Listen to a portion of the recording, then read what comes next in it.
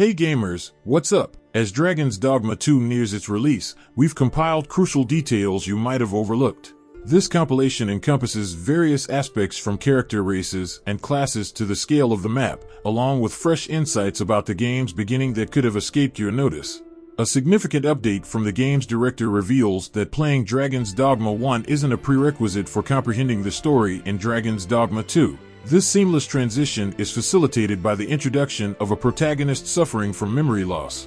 While the use of amnesia as a plot device isn't particularly novel, it effectively bridges the gap for newcomers to this sequel of an original cult classic.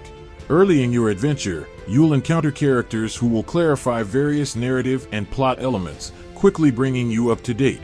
If you're new to the Dragon's Dogma series, rest assured, you can jump right into this game without any prior experience. Importantly, while Dragon's Dogma 2 retains many systems from its predecessor, these have been updated and improved for contemporary gaming, a topic I will elaborate on later in this video.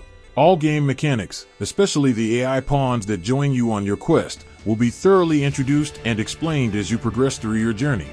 Before we delve into more exciting details, it's worth mentioning, for those who might not know, that the game is scheduled for release on March 22nd.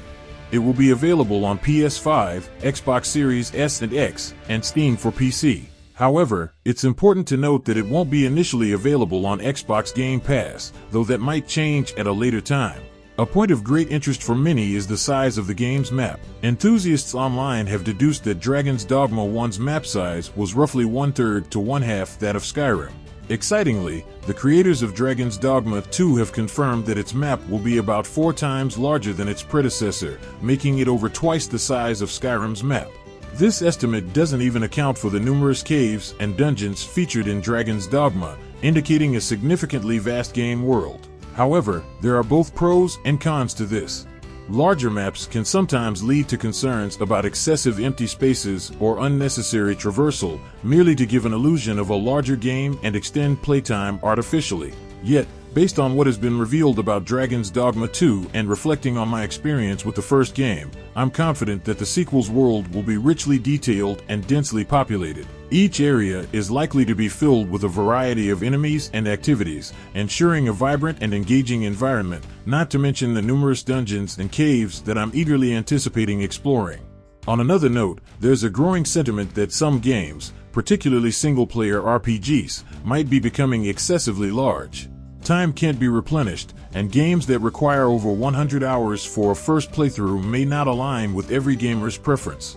Personally, I enjoy immersing myself in lengthy gaming sessions, but I recognize this isn't the case for everyone. As such, the game's length isn't an issue for me. To me, it's merely an intriguing aspect, not a clear advantage or disadvantage. However, this could be a significant factor for others, shaping whether Dragon's Dogma 2 is the right choice for them. Quick pause to tell you, if you're liking this video and want to see more content like this, subscribe to the channel and click on the like button so you don't lose any future videos. Now, moving on to more intriguing details, let's dive into the gameplay mechanics, classes, and races that have been disclosed so far. First, let's discuss the pawns. These are your AI allies in Dragon's Dogma 2. These pawns, along with your main character, the Arisen, form your party. In terms of the game's lore, pawns appear physically human but differ in that they do not age, cannot truly die, and lack genuine emotions or willpower. Pawns originate from the Rift, a liminal space that connects different player realms. It is believed that only the Arisen, the player characters, have the ability to create pawns. Each Arisen is paired with a primary pawn to aid them. Pawns, unique in their nature, are distinguished by the strong will of the Arisen, which enables them to summon and utilize these pawns, thus forming their party. With this understanding, let's delve into their functionality in Dragon's Dogma 2. The term AI is frequently used in gaming, but in Dragon's Dogma 2, the AI of pawns is on a more sophisticated level. From the gameplay previews released, it's clear that the game employs an advanced, evolving AI system for the pawns.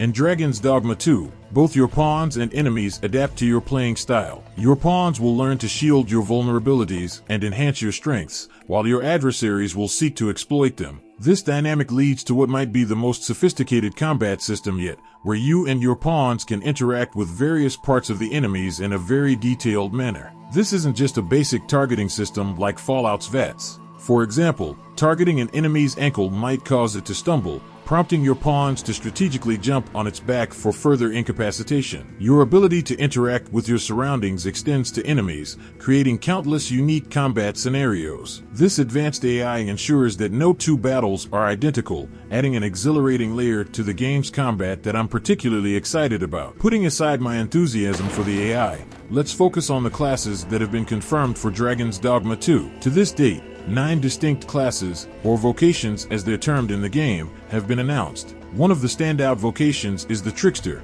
which has been detailed in specific breakdown videos. The Trickster is unique to the Arisen, meaning it's not available to your pawns. Its primary function is more strategic than offensive, as its main weapon, the ceremonial censer, inflicts minimal damage. Instead, its role is to aggravate enemies with smoke clouds, drawing their aggression towards you. This vocation is centered around deception and distraction. While holding enemy attention, you can create illusory clones to mislead them, among other cunning tactics. Moreover, the Trickster can conjure illusionary walls and floors, offering numerous tactical options in combat to assist allies and deceive enemies. As we discuss vocations, it's worth mentioning the others announced so far. The basic vocations include the Archer, Thief, Mage, and Fighter. Alongside the Trickster, the advanced vocations comprise the Sorcerer, Mystic Spearhand, Warrior, and Magic Archer. Turning to the playable races, Dragon's Dogma 2 features humans and elves from the first game, as well as new additions like the Beastran. Currently, only humans are confirmed as playable for the Arisen and other pawns. However, I suspect that all 3 races will be available for selection during character creation. The availability of elves as the Arisen or the main pawn remains unconfirmed at this stage. It's established that elves are available as secondary pawns, a status that also applies to the Beastran race. You can select a Beastran for your main pawn and other accompanying pawns,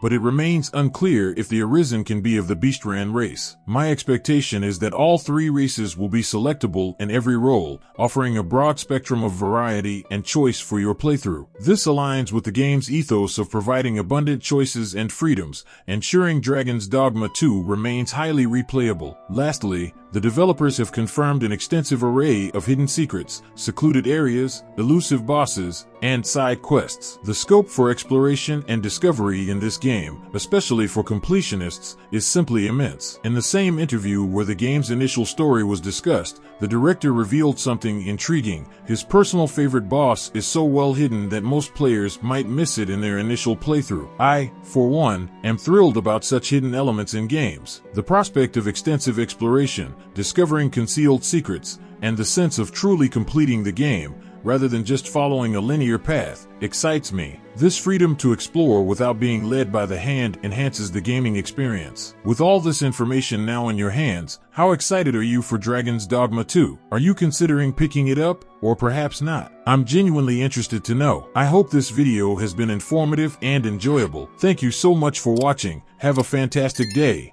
and I look forward to seeing you in the next video.